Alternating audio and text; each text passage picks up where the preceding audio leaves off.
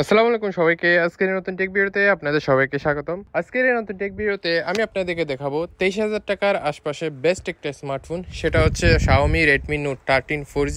প্রথমে আমি ডিসপ্লে সেকশনের কথা বলি। এই মোবাইলের মধ্যে ডিসপ্লে হিসেবে আছে 6.67 ইঞ্চেসের একটা অ্যামোলেড ডিসপ্লে, যেটা 120 হার্জ রিফ্রেশ রেট সাপোর্ট করে। এরপরে সেকশন হচ্ছে প্রসেসর।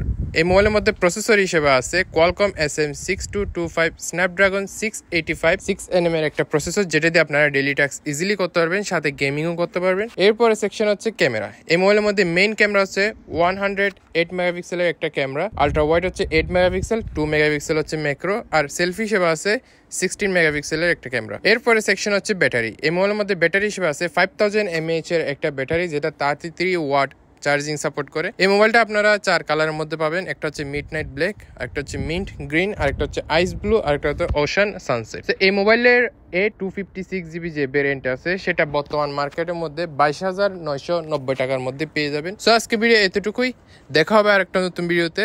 আল্লাহ হাফেজ।